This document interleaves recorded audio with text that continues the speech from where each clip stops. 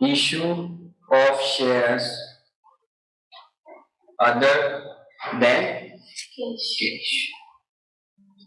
मैंने पहले ही बताया था, दोबारा बताया, जब कोई बिजनेसमैन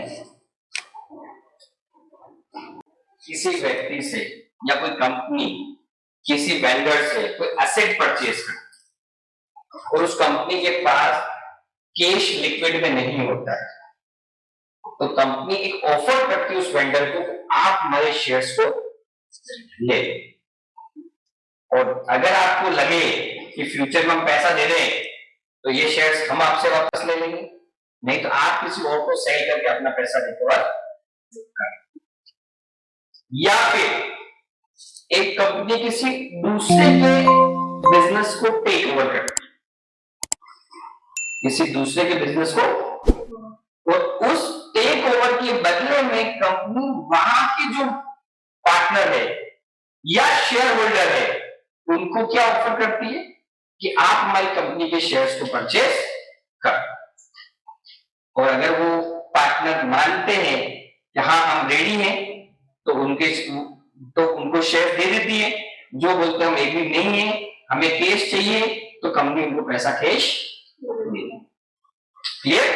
तो issue of shares other than cash का मेन फंडा यहां पर ये है कि कंपनी किसी भी ट्रांजैक्शन के बदले में कैश पैसा नहीं देगी, उसके बदले में वो क्या कर रही है, शेयर्स इशू।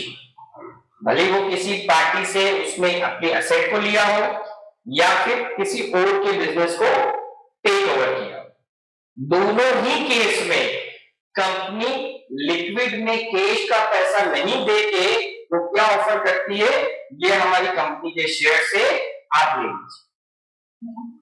अब वो कंपनी चाहे तो उन शेयर्स को डिस्काउंट पे दे, या चाहे तो प्रीमियम पे दे, या फिर पार्ट, तीनों ही कंडीशन में उनका आपस में जो एग्रीमेंट होता है उस हिसाब से हमें यहां पर ट्रीटमेंट करना।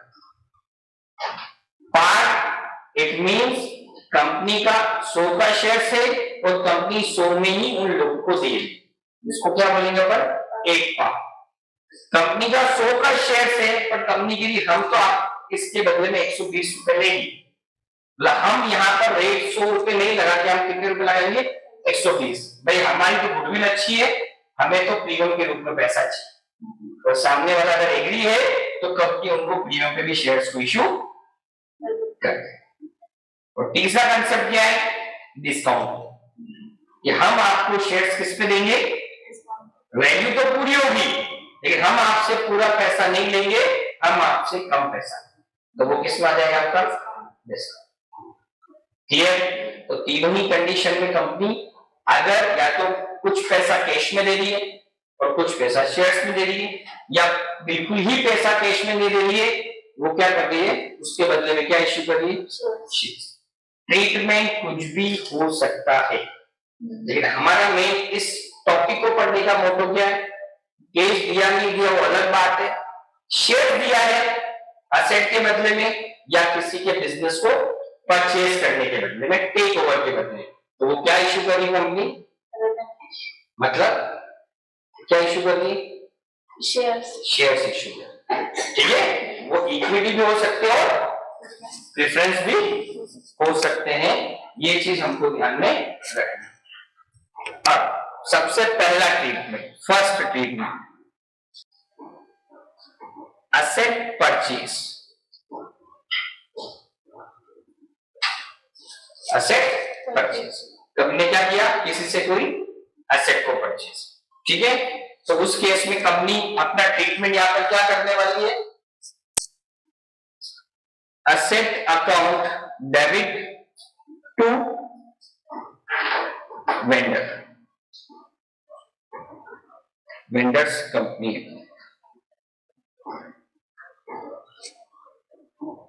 Being asset purchase. ठीक है, क्लियर? इस फर्स्ट स्टेटमेंट में इसको ए पॉइंट दे रहा हूं, second point,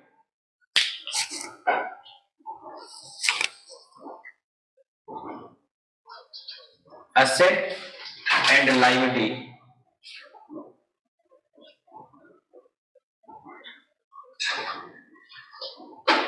both taken over by company.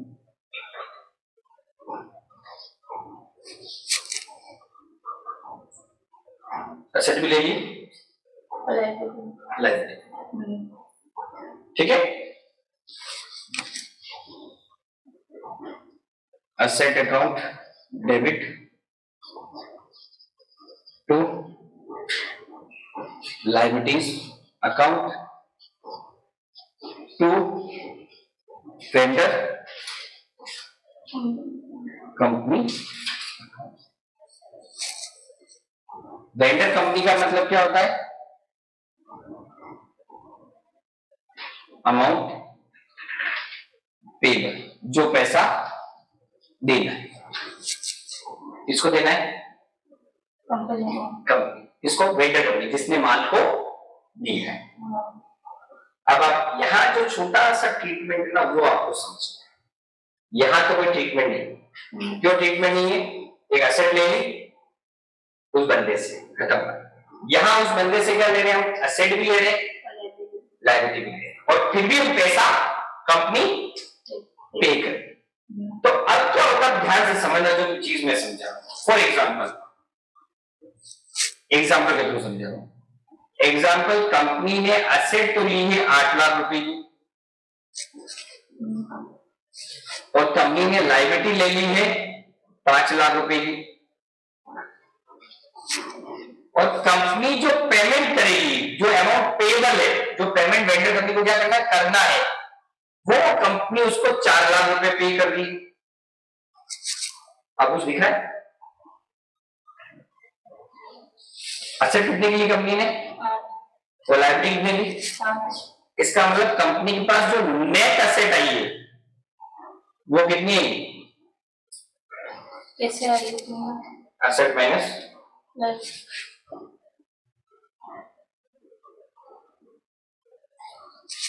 ठीक है। लेकिन कंपनी पेमेंट कितना कर रही है? 4 एक्स्ट्रा करेंगे। तो ये एक्स्ट्रा जो 1 लाख है वो किस बात का? किस बात का आपको आइडिया है? इस एक्स्ट्रा पेमेंट को हम बोलते हैं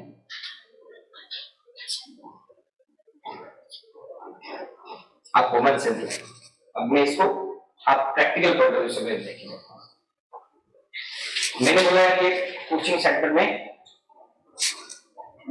बेच, और इसकी वर्क जो है ना वो जो भी हो, इसके बदले में मुझे 5 लाख रुपए आप दे दें। कितना दे दो? 5 लाख। आपने बोला, फिर आप बोलोगे सर उसे कपड़े बुला के तो 5 लाख रुपए का नहीं है। फिर मैंने ये भी कहा सर 5 लाख रुपए तो मुझे आप दे देना, ठीक है, और मार्केट में 2 लाख रुपए देने, उनको भी 2 लाख रुपए दूं दे। तो आप बोला सर 2 लाख में उसको भी दूं, 5 लाख जो है वो आपको देना है, तो मेरे लिए तो 7 लाख रुपए दे देना। जबकि ये सब चेयर और ये कंप्यूटर कितने होंगे? उन्होंने 6 लाख। क्या होगा? 6 लाख।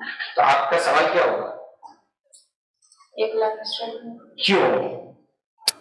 कि सर आपने बोला 5 लाख आपको चाहिए, 2 लाख मार्केट वाले मार्केट को दूंगा, 7 लाख तो मैं दे रही हूं, ये सब मिला के जो है वो 6 लाख रुपए का मुझे 1 लाख रुपए ज्यादा पड़ेगा। तो बता मैं क्या बोलूंगा? मेरी गुडविल भी तो है, मुझे गुडविल के नाम का पैसा दे दो, क्योंकि 1 साल 2 साल 5 साल से मेरा बिजनेस चल रहा है, तो मैंने उसको जमाया भी तो है, उसके लिए मैंने एफर्ट्स भी तो किए। ठीक, तो ये फायदा एक्चुअल में किसका होता है? किसका? पर्सन का। किस पर्सन? जो बेच रहा है। समझ गए? तो यहां पर हम उसके लिए क्या ट्रीटमेंट करेंगे?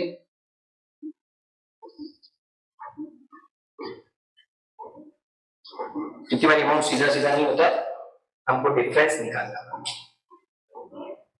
अब मैंने कैसे, अभी मैंने एक एग्जाम्पल दिया, 5 लाख रुपए तो आप मुझे दोगे, 2 लाख की मेरी लायबिलिटी है, ठीक है, और आपको असेट से कितनी मिल रही है?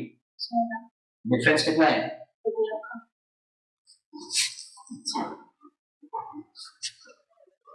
क्लियर? अब कभी भी उल्टा भी होता है।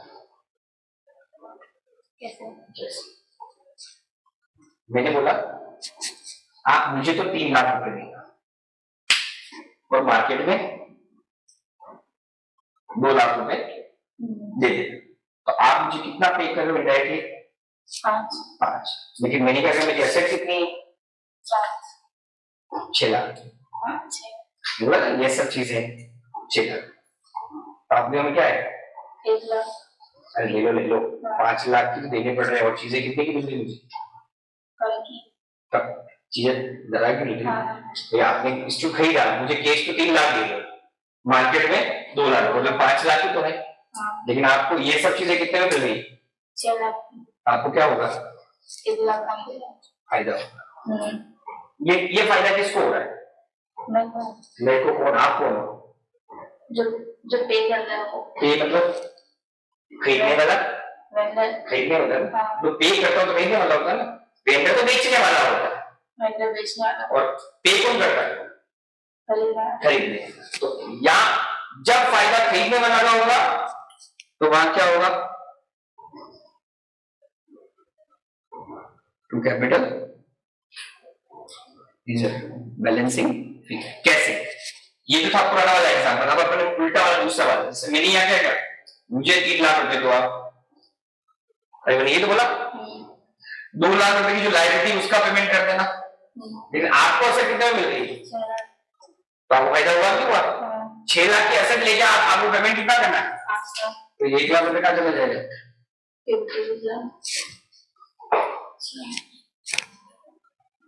ऐसा नहीं पक्का?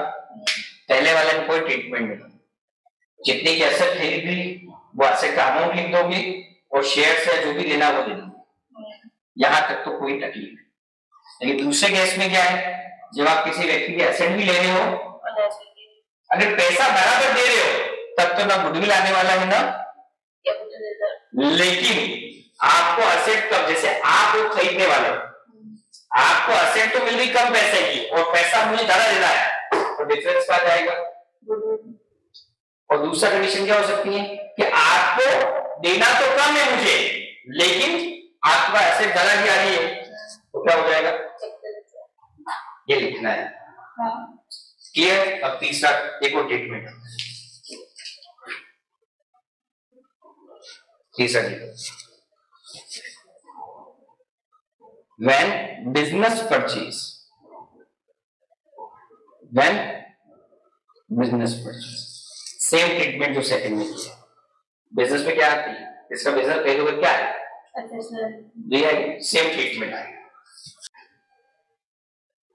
Asset account debit to liability account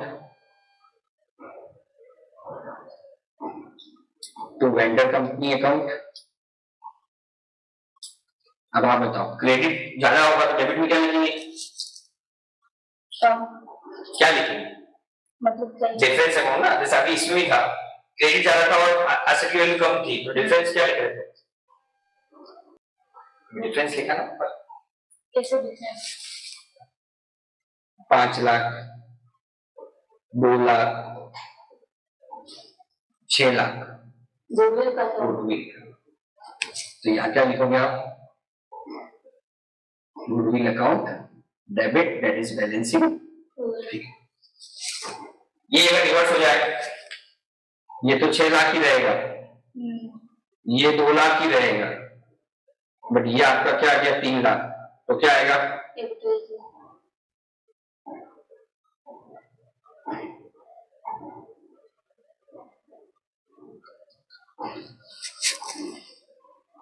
clear? कोई डाउट? कोई डाउट इन तीनों टॉपिक में? एक बार वेंडर कंपनी क्या था समझा? वेंडर है दोस्त company who sell the business, who sell the asset.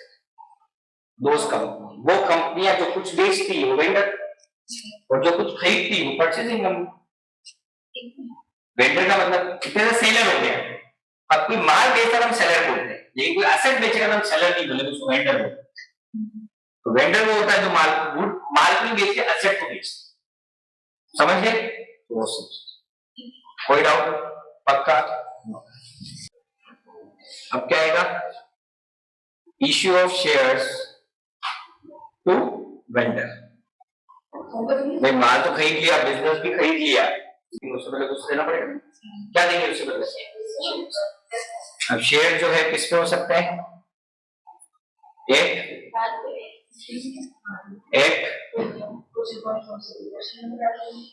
और एक,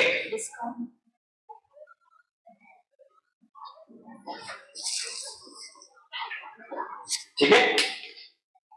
एक बार के अंदर तो simple entry,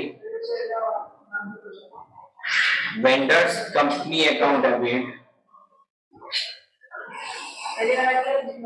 to share capital,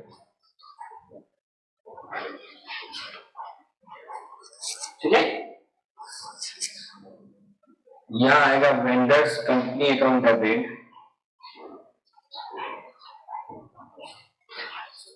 to share capital account and to security premium,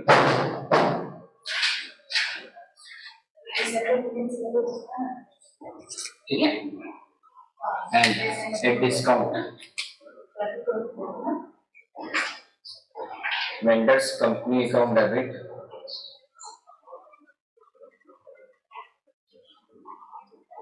discount on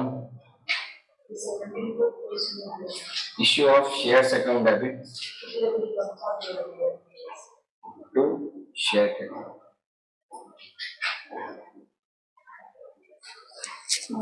ये तीन एंट्री है। इन तीनों के अंदर एक इंपॉर्टेंट चीज है, वो क्या है,